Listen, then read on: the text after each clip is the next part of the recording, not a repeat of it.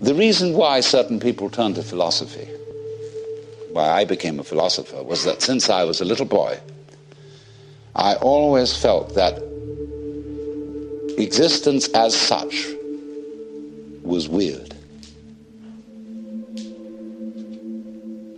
I mean, here we are. Isn't that odd? Close your eyes. Breathe. Feel the weight of your body against the chair, the air moving in and out of your lungs. Now tell me, when did you decide to be here? Was there a moment, a choice, a you that clicked into place and said, yes, I will exist? Or is it possible you've been tricked into believing you're separate from this roaring, star-smeared universe? Alan Watts once asked a question that cuts deeper than any blade. What would it mean to wake up from the illusion of being a separate self? Imagine it. The walls of your identity dissolving like sugar in rain. No longer a fragile I clutching at life, but life itself unfolding. Terrifying, liberating, both. Because existence isn't a problem to solve. It's a dance to surrender to. And you, my friend, are already mid-step. Think of the ocean. A wave rises, crests, crashes. Does it choose to be water? Or does it simply forget it's the ocean? Watts whispers, you are the universe experiencing itself. But we cling to the wave, its shape, its drama, terrified of melting back into the depths. Yet what if the deepest truth is this? You cannot be the universe. You are the universe being. There is no other act. But here's the paradox. To realize this is to lose everything you think you are. Your ambitions, your fears, even your love. All constructs, stories whispered by a brain trying to make sense of the infinite. And yet, isn't that the thrill? The cosmic joke? That the game of existence depends on forgetting you're the player. So let me ask you again, as the void asks every atom of your being, what are you clinging to? And what might happen if you let go? Let me ask you this. When did you decide the universe needed your supervision? That it required your hands to spin planets, your breath to stir the wind? We cling to control like children gripping a cliff's edge, knuckles white, hearts wild, as if letting go would mean annihilation. But annihilation of what? The story you've been whispering to yourself since birth? The lie that you are piloting this fragile machine through the storm? Watts unspools the truth like a blade wrapped in silk. Trying to define yourself is like trying to bite your own teeth. You cannot grasp the hand that grasps. You cannot witness the eye that sees. Yet here you are, scripting an epic where you are both hero and captive, director and puppet. Tell me, when the puppet realizes it's been moving its own strings, does it laugh, or does it weep at the absurdity of its past faith? Consider the dreamer. In sleep, they conjure cities, lovers, wars, all while the body lies still, breath steady, a universe unto itself. Upon waking, the dream dissolves. But who's to say this waking life isn't another layer of the dream? That the you reading these words isn't a character in some vast, luminous fiction, believing in its own autonomy? Watts warns, the ego is a fiction agreed upon. And what is agreement but a collective shudder in the dark? We build empires of certainty, careers, routines, ideologies to drown out the silence. But silence is not empty. It is alive. Press your ear to it, and you'll hear the hum of a question without an answer. Why is there something instead of nothing? Not a riddle to solve, but a mirror. Stare into it long enough, and the face staring back begins to ripple. The eyes are yours, and yet not yours. They are stardust, staring at stardust. Life gazing at its own reflection through the lens of a human skull. Here's the secret they're too afraid to tell you. To be alive is to tremble. To feel the raw electric terror of being unfinished. A universe in flux, wearing your skin. You think you're afraid of death? Number. You're afraid of this. The vertigo of realizing you were never solid to begin with, that your borders are permeable, your thoughts as fleeting as birdsong, that every heartbeat is a collision of chaos and order, spinning a thread you call my life. But what if you stopped spinning? What if you fell backward into the abyss you've spent decades fighting, only to discover it's been holding you all along? Here's the cruelest joke of all. You demand that life means something, as if meaning were a stone to clutch, a compass to steady you. But the universe doesn't deal in stones. It deals in fire. Watts poses the unaskable, what if the purpose of life is not to find purpose, but to lose it? Imagine a flame asking why it burns, a storm apologizing for the chaos. Absurd, yes? Yet you, a flicker of the same cosmic fire, insist on justifying your burn. Why am I here? What is my destiny? As if existence were a math problem and you, the anxious student, scrambling to solve it before the bell rings. Let me dismantle you gently. You are born into a world that drills into your bones. Achieve. Matter. Leave a mark. But what is a mark? A name on a plaque? A child who carries your eyes? An idea that outlives your flesh? All of it dust. All of it rearranged stardust, temporary as a cloud. The pyramids sink into sand. The stars themselves explode. And still, you kneel at the altar of legacy, begging the void to remember you. But the void doesn't do remembrance. It does metamorphosis. Think of a forest burning. Flames devour centuries-old trees, reduce them to ash. Ecologists call this destructive renewal. The fire isn't a tragedy. It's the forest playing, breaking itself open to make room for new life. Watts called it the self-forgetting game. To the tree, the fire is annihilation. To the universe, it's a breath, a sigh, a child laughing as it knocks over a tower of blocks to build anew. So why do you insist your tower is sacred? That your blocks matter? You've been taught to fear insignificance, but insignificance is the door to freedom. To realize you are not special is to realize you are everything. A single note in a symphony cannot clutch at its own beauty. It must surrender to the whole. The tragedy isn't that your life lacks meaning. The tragedy is that you've mistaken yourself for the note, not the song. Here's the rub. The harder you chase purpose, the more it evaporates. Like trying to smell your own nose or outrun your shadow. You've turned existence into a transaction. I will suffer now for meaning later, but the universe does not keep ledgers. It keeps rhythm. Watts fractures it further. This is the real secret of life, to be completely engaged with what you are doing in the here and now, and instead of calling it work, realize it is play. Play. The child's rebellion against the tyranny of why a dog chasing a stick, not because it means something, but because the chase is a prayer, a celebration of the chase itself. But you sophisticated self-aware clockwork of anxiety, you refuse to play unless someone guarantees the score. You demand immortality in a universe that only knows how to die and be born again. Can't you see?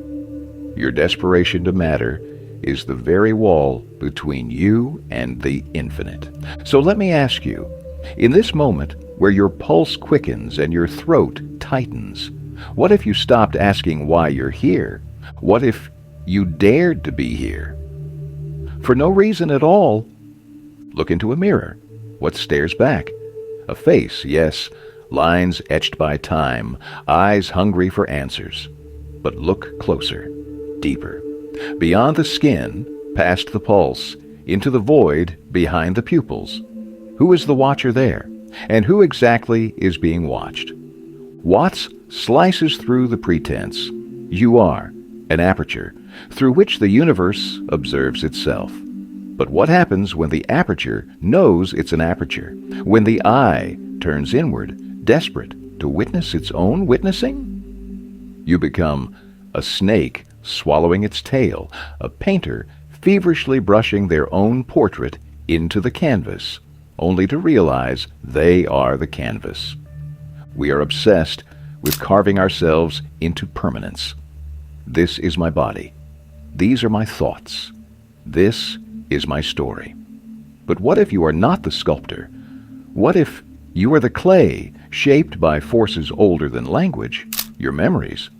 Are they archives or myths? Your desires, flames lit by a wind you cannot name.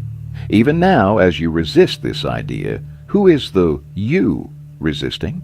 A ghost arguing for its own existence, a character in a play, sweating under stage lights, forgetting the script was written as it's performed. Consider madness. A schizophrenic hears voices they believe are divine. A mystic hears God and calls it silence. Where is the line between revelation and delusion? Watts smirks. The mystic and the madman are twins separated at birth. Both see through the veil. One falls apart. The other falls into the whole. But who decides which is which? The answer is a hall of mirrors. Your sanity is a consensus hallucination. You want proof you're real? Touch the screen. Feel the weight of your device. Notice the breath caught in your chest. But the screen is atoms. The hand is atoms. The breath? A temporary arrangement of elements forged in dying stars. You are a pattern, not a thing. A verb disguised as a noun. A ripple mistaken for the river. Here's the twist that unravels us all. You cannot have a life. You are life. The same way a whirlpool cannot have water. It is water dancing, temporarily, beautifully, pointlessly. To cling to the whirlpool, to mourn its eventual dissipation, is to miss the ocean. Yet we build monuments to our whirlpools, careers, relationships, beliefs. We etch "I was here" into cosmic cliffs, unaware the cliffs themselves are scribbles in space-time. Watts asks, does a dog need to justify its bark? Does a cloud apologize for blocking the sun? Numbers. They are what they do. They are how the universe does them. But you want to mean. To be meant. As if you were a sentence in a story, rather than the ink, the page, the hand that writes. You've been lobotomized by language, tricked into believing I is solid, not a flicker, a noun, not a process. Let's try an experiment. Close your eyes. Imagine your mind as a vast, dark room. Thoughts enter like fireflies, sparks of memory, fear, hope. Now, who's watching the fireflies? The harder you look, the more the watcher vanishes. You become the room, the dark, the space for the light. This is the great pivot. The moment you stop seeking the self and become the field in which all selves arise, the moment you trade the fiction of control for the terror and ecstasy of being authored. So tell me, as the walls of your identity shiver, if there is no solid you, what is it that aches to survive, that thrashes against the dying of the light? Could it be the universe itself clinging to this particular arrangement of stardust? A cosmic whim begging for 5 more minutes? And if so, who are you to argue with the cosmos? Let's talk about the greatest magic trick ever performed, the one where the universe convinces you time is real. You split your life into seconds, years, decades, carved and labeled like meat in a butcher's window. Past, present, future. as if existence were a train and you, its passenger, staring backward at the tracks, screaming at the conductor to slow down. But what if the train isn't moving? What if the tracks are an illusion? What if there's only the roar of the engine, the heat of the coal, the fleeting shimmer of light on steel? Watts dismantles the delusion with a surgeon's precision. Time is a social institution, not a physical reality. You're not in time. You are time, breathing it, burning it, a clock ticking inside a clock. Think of a film strip, frames frozen, lifeless. Only when the projector light hits do they seem to move. But the light is you, the awareness, the eternal now that animates the stillborn past into a story. Here's the poison in your veins. You believe in someday. Someday I'll be happy. Someday I'll be whole. But someday is a funeral for the present. A refusal to lick the honey from the blade of this exact moment. The child you were is gone. The corpse you'll become is already here, grinning in the wings.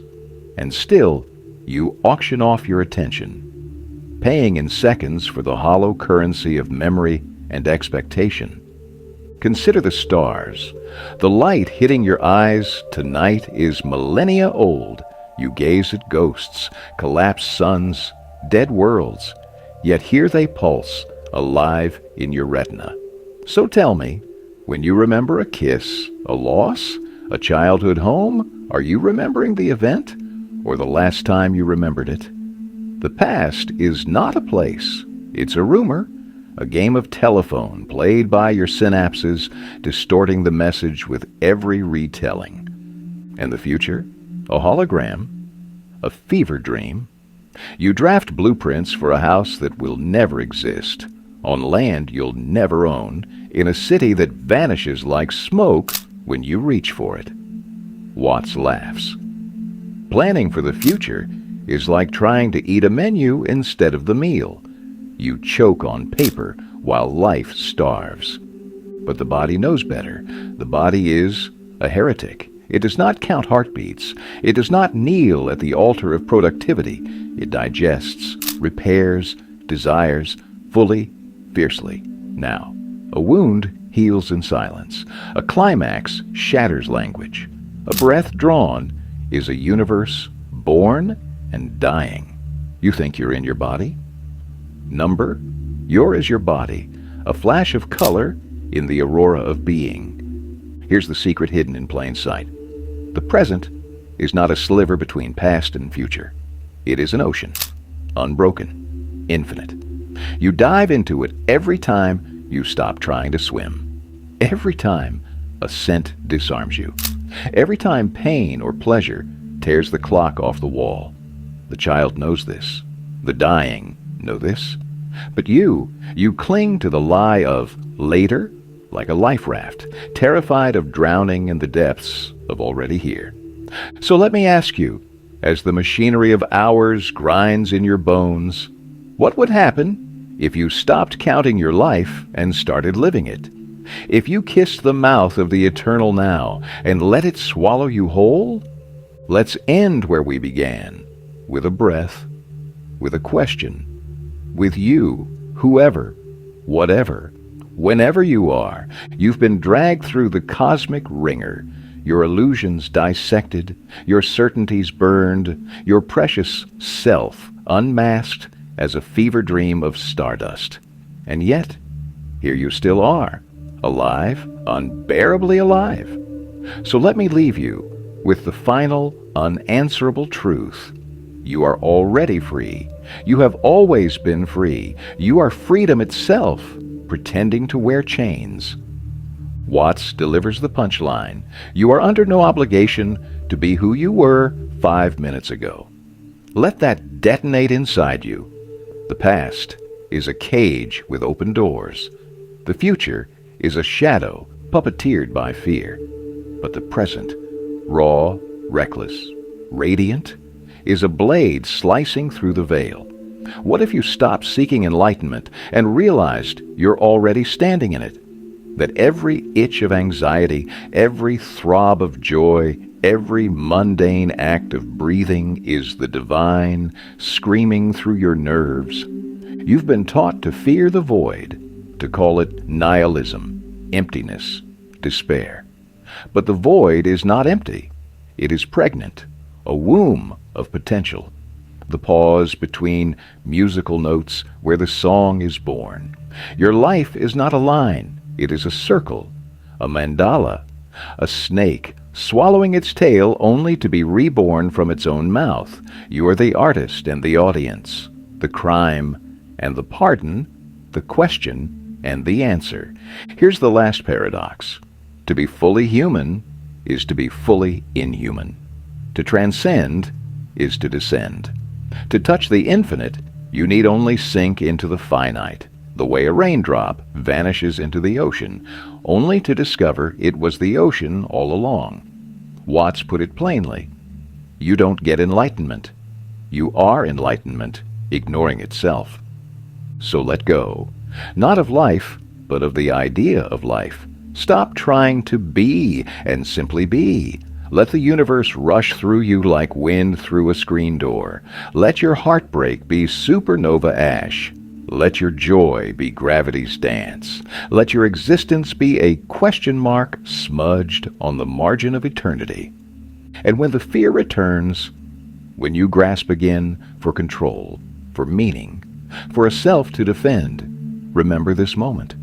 The moment you knew, even if only as a flicker, that you are the storm and the stillness, the fire and the ash, the dancer and the dance. The cosmos did not make you. It became you. To quote Watts one final time, you are that vast thing you see far, far off with great telescopes. So look up, breathe, and let the universe stare back.